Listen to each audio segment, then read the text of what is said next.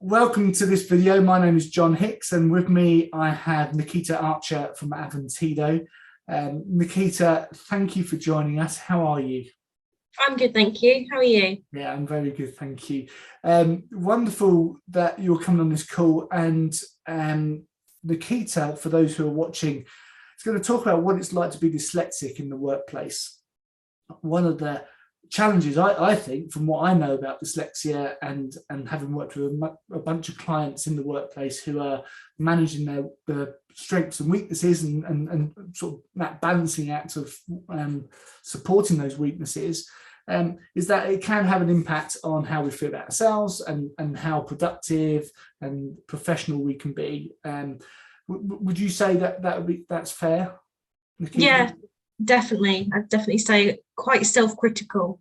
yeah, the self-esteem thing gets hit upon big time, and Yeah, for sure. yeah, so you're in a good place, because I've had some similar issues, although my neurodiversity profile is more ADHD. I'm going to talk with you, Nikita, about your experience of dyslexia at university and then as you transferred into the workplace. Then we're going to talk about how the challenges associated with your presentation of dyslexia, because not everyone's the same with dyslexia, but the challenges that you experience, how they impact on you, or how they have impacted on you in the workplace as well, and how you feel about that and what you would like to do about that. And then at the end, we'll sort of finish off with maybe an example of how technology has helped you as well. So this is really just an insight into Nikita's life. This is wonderful. I'm so chuffed that you can talk about this with us, Nikita. So thank you.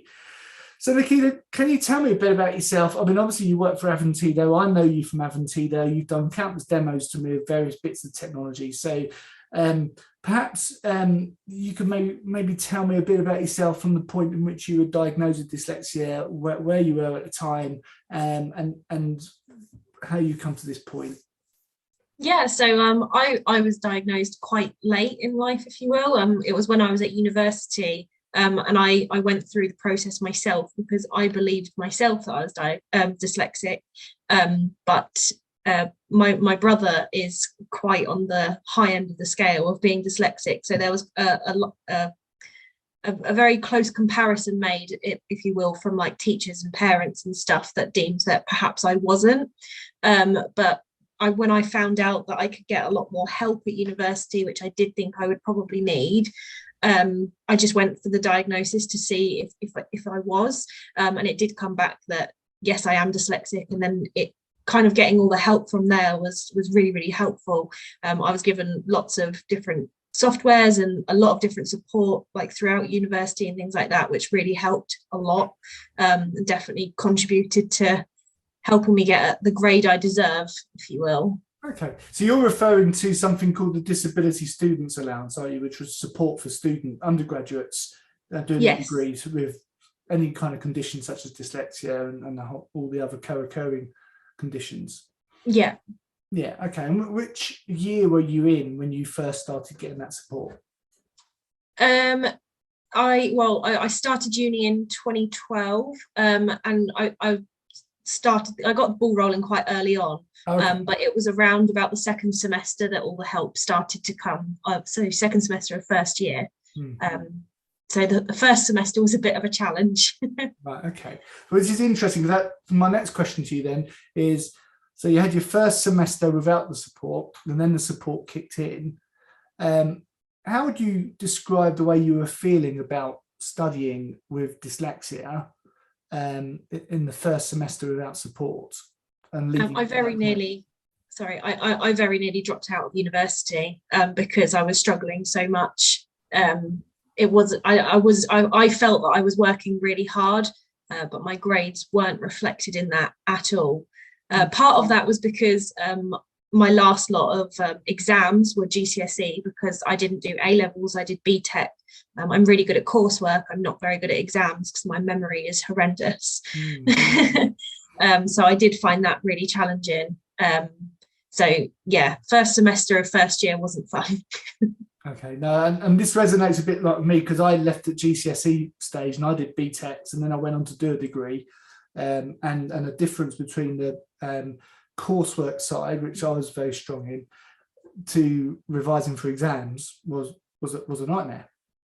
So I'm feeling this quite strongly. Okay, so then you got your support through the DSA, and how did that feel once that had all kind of been delivered and it all kicked in and you were kind of using the technology and the study skill support? How did that feel for you? Yeah, it was a massive sigh of relief, to be fair. Like my lectures started to get a lot easier because some lecturers, they don't allow you to bring a laptop in, but I don't know why, but I physically can't listen and write, but I can listen and type. So bringing a computer into my lectures was really important for me. So first of all, I was able to do that, which made things a lot easier, and I could quite happily sit there and just pretty much recite what the lecturer was saying. I did also have support in the form of a note taker, which was really helpful as well, because I felt like they were picking up on extra things that perhaps I was missing as I was typing. Okay. Obviously you can't put everything down, but it worked really well for me personally. Awesome. So that's interesting. So the physical action of using a pen and listening and making notes was really difficult for you. Yeah.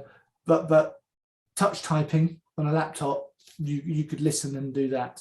Yes. So it's just a different way of doing things. It's not an intelligence thing, is it? It's just like, no, well, this is how I do it. I'm a very slow writer. Right. I always have been. So yeah, writing on a computer for me was so much better, and I was definitely, I saw a massive difference when I was able to actually type my lecture notes versus when I was having to handwrite them against the PowerPoint. I would just miss so much information. Yeah. Presumably you were probably focusing on trying to write it down. Yeah. And stressing about that, and then actually missing stuff because you're stressing it down. And then trying to remember how to spell things as well, because like obviously you need to be able to read your notes back. Yeah. It's amazing actually how sort of neurodiversity, whatever form it takes, including dyslexia, can kind of mess with the mind a little bit, isn't it? Sometimes we can worry so much about how we put something together, and then that stress of doing that then messes up the process, the creativity process of writing or putting information together. We're focusing on the wrong thing at that moment. Yeah. No, entirely. Okay, so great. So you're at university, you get all the support, you start to take off, you start to work in a way that works for you, and then you leave university and you move into the workplace. What was that transition like for you? I did find it quite hard initially, partly because I didn't want to disclose to my employer that I was dyslexic. Okay. I don't know if that was the right or wrong decision. Probably in hindsight, it was a wrong decision. I should have just been honest. But I was worried that would have a negative impact on me. So I decided not to. But in terms of the backlash of that, if you will, was basically me being told off for getting minor things wrong. In text that you're typing? Yeah, like what I was typing, and like I'd quite often start something and then not finish it, but forgotten that I'd not finished it because I was moving on to the next thing. So yeah, I did find that initial into the workplace quite difficult on that regard. And I guess from my manager's point of view, perhaps they found it a bit frustrating that I was getting like minor things wrong I shouldn't have been getting wrong, certainly with like my grammar and things like that when I'm sending external emails and stuff like that. It's probably a bit frustrating for everyone involved. So I guess there's nothing worse than having sent an email and then realizing afterwards that there are some errors in the text that and being able to check for that is sometimes quite hard, particularly if you're in a rush, I guess. Yeah, that's normally always when it happens. So especially my mind tends to think quite quickly. So as I'm trying to type, and certainly this must be the case from when I was handwriting, is I just can't keep up physically with when I'm typing or writing. Although granted, I am quite a fast typer anyway. So I do, it's a lot easier now. but I quite often skip words essentially. So, and if I read it back, I don't necessarily read that I've skipped a word because my brain just puts that word in there anyway. So even though I am going back and checking, I'm not necessarily reading something as it's supposed to be read. Okay, so obviously you're now working for a company that, in theory, should be very, very kind of supportive of neurodiversity, dyslexia, and so forth. So I'm wondering what kind of technologies you're using now, knowing that you can say, hey, look, I'm dyslexic, these are my weaknesses, these are my strengths. And I know some of your strengths, you're incredibly creative. I've seen some of the work you've done where you've put graphics together and you've kind of really thought about how things would look. And if some of your weaknesses are associated with spelling and grammar, then how are you currently kind of getting around those challenges so that your strengths can really shine and then your weaknesses are kind of managed? Just trying to take things from a different angle, I guess. Certainly since I started at even before I started at Aventido, I decided I'd be honest with them. Certainly as an organisation that promotes disability and things like that, you'd like to think that you can be honest with them and let them know that you do have or I do have dyslexia, which they were really, really happy, like not happy, but open about and accepting of is the right word. But yeah, in terms of support, obviously with the AT that Aventido have anyway, one of the main things that I use is a program called LightKey, and it basically checks my grammar and my spelling all in real time, so that as I'm typing, I can see what's coming up and I'm able to accept that quite quickly. And it basically learns from me. So the more I interact with it and the more that I am typing, it's able to predict for me what I'm going to say, which saves me a lot of time and also helps fill that gap as well of like I say, my mind thinks a bit faster than I'm typing, but like he's able to help me fill that gap. Okay. And then what other technology are you using? I'm also using Textaid to basically read my work back to me. So just for that, people watching, then Textaid is a piece of software that reads out text on the screen. So it's great for proofreading and so forth, and reading PDFs. Yeah, it just makes it very obvious when there's a mistake on the screen, which, like I say, I wouldn't necessarily see otherwise, because even though I'm reading my own work back, I'm also filling in the gaps myself, which isn't very helpful. So it's nice to have something to hear what's actually being said. Yeah, the brain can play tricks. You spend an hour writing something and you think you've written stuff down. And yes, I know that I've sent many emails and blog articles out there where I've done exactly that, and I should have checked it. And text-to-speech is useful, but equally, I like what you're saying about the ability to maybe interact with a piece of software that helps you along the way in real time. So it's presumably going to prompt it. So, okay, so you're using like a real-time prediction tool as you're typing that is based on your own use of words and language. And then you're checking your proofreading, if you like, using text-to-speech technology such as Textaid. Yeah. Yeah. Could you show me an example of how you use one of those technologies? No, of course. Let me just share my screen with you. I've got a nice example that I can show you here, actually, which I'm just going to move this back over here. I'm just going to drag a folder into here. And I'll open that folder once I've uploaded it so that you can see. So this is LightKey that you're using. This is LightKey. This is the dashboard of LightKey. So it's everything that's sort of like working in the background. But you don't need to open this or anything to get it started. It just kind of works off the bat. But this is just to show you me teaching LightKey something in particular. So I'm just going to get it to learn the full sentences and do that as a new category. Over here, it will come up in a moment. And in the meantime, I'll open a Word document.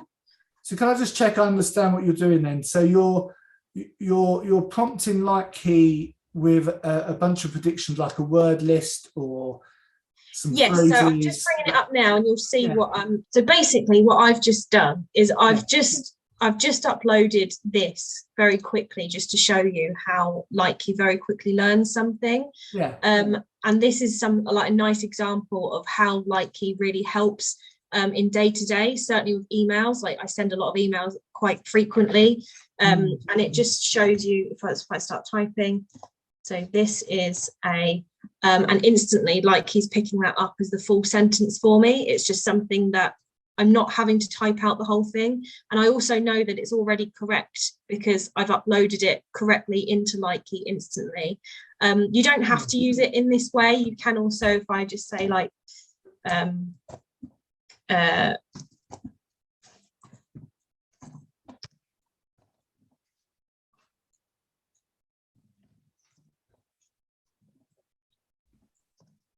not the best example, to be fair. No, it's fine. But what I'm seeing though is that as you're typing, clearly it's bringing up words that you used before. That's either recorded that you've used or you've imported into LightKey as key phrases, words, maybe technological words. Yeah, if someone's doing work in science, for example, and maybe they might want to sort of upload key phrases that, quite frankly, you know, I have a chemistry degree and I know some of the words I used to struggle with just because they're long and they don't sound like anything that we know in real life.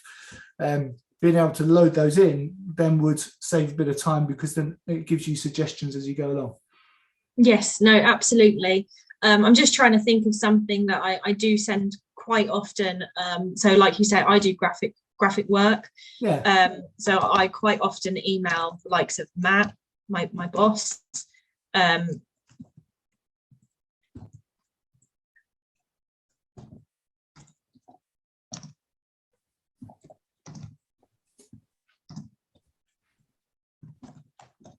So it's not, so I am still having to type it out, but it's just making it a lot quicker for me.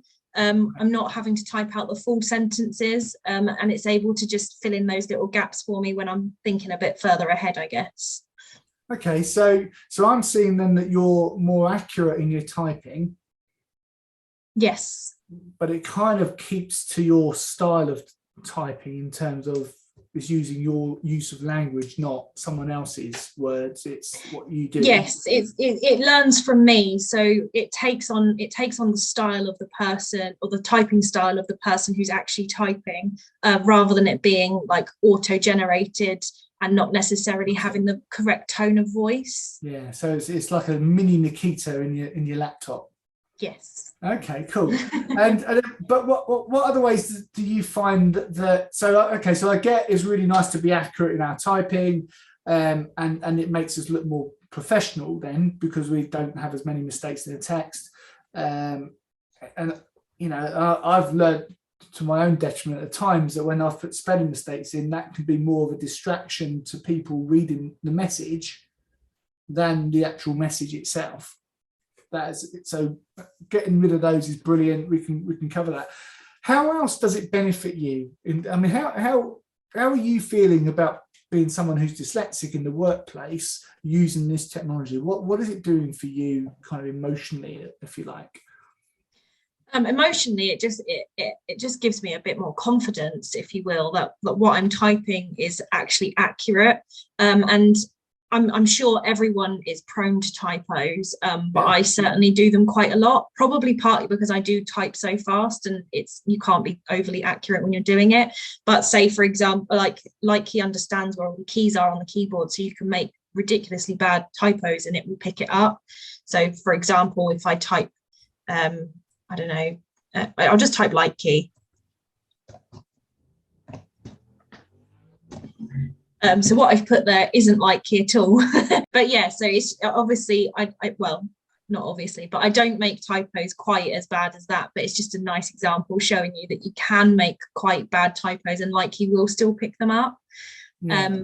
So these are like, sometimes there's like our fingers have patterns for typing things automatically, and we can write things in the wrong way. And so it kind of, it starts to work out how you spell things wrong and what those things are. Sort of, not entirely. So it knows where the keys are on the keyboard. So it can logically work out what you were meant to say. Okay. But you can also do it the likes of if it's phonetical, which actually really helps me as well, because like I say, I am quite bad at spelling. I didn't realize for a long time, despite sending lots of recommendation guides, that until I got LightKey, that I was spelling rather the word recommendation wrong. So if I put recommendation, that's how I was spelling it. Yeah. For ages and not realizing. So LightKey's quite good in that regard as well, because you can spell things how you think they sound, and be able to know that safely that you are spelling it correctly, because it will pick that up for you. So it knows that. And things like homophones as well, context driven stuff. Yes. So if I say like there, so it's wanting to capitalize for me, there will be, it's able to read the context of what's actually being said. So Nice. it can change it to the correct there, even though I have spelt it correctly. It's just not the right there. Yeah. No, got it. So I can see why this makes you feel a bit more confident then, that you can type things and you've got some sort of extra checks in place, but Yes. It's doing it in real time. So it's not like you're having to write it all out and then you look back on it and go through a process of checking again, although you might do a text to speech just to listen to the whole lot. Yes.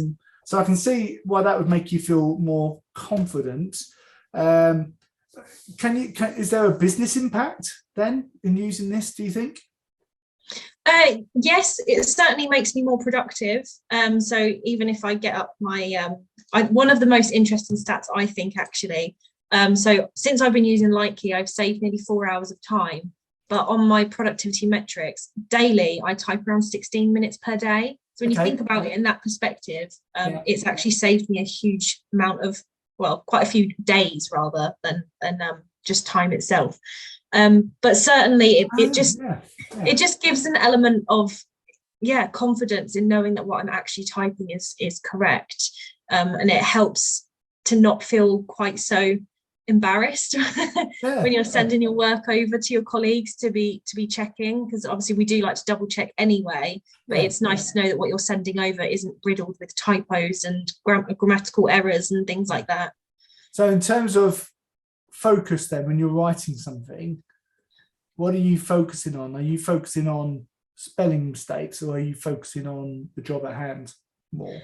No, I tend to focus on what I'm actually writing, and I'm just keeping an eye out for LightKey to see that if it's picking up my whatever corrections or predictions it might think that it wants to offer. But I definitely find that it's a lot more seamless, if you will, when I'm using it. Okay, cool. So Nikita, thank you so much for giving us an insight into your life from being diagnosed with dyslexia at university and then onwards, how that transition into the workplace and how technology has helped you. Thank you so much for sharing that. It's very personal, and I think actually the more we talk about these things, the more helpful it is to other people. So it's really lovely that you felt that you could do that. Obviously, at Aventido, you are responsible for telling people about LightKey. Yes. And I love the fact it's something you use rather than just a product that you're responsible for. If people want to find out more, what's the best way of finding out more about LightKey, or engaging in sort of just maybe talking to yourself, or maybe getting on a webinar or something? What's the best thing they can do? So on the Aventido website, there is a client section, and under LightKey, I've got a section in there where you can book some time in with me directly, or look at my upcoming webinars or anything like that. Or again, my email address is there, my phone number's there, so feel free to reach out and drop me a note if you have any questions. Oh, that's I'm more wonderful. than happy to. What I'll do is perhaps I've got that web page up, so if I just quickly share that, so that people can see this. So if you go to aventido.com/LightKey, and if you scroll down to the bottom, there's a range of webinars that Nikita's putting in place over the next few weeks, and her contact details are here, and you can book directly with Nikita if you want to one-to-one training session on LightKey. So with that, going to end this video now. Nikita, thank you so much for your time and for telling us about your experience of dyslexia in the workplace, as well as using assistive technology. Really appreciated. Thank you. Okay, everyone, thanks so much, and bye for now.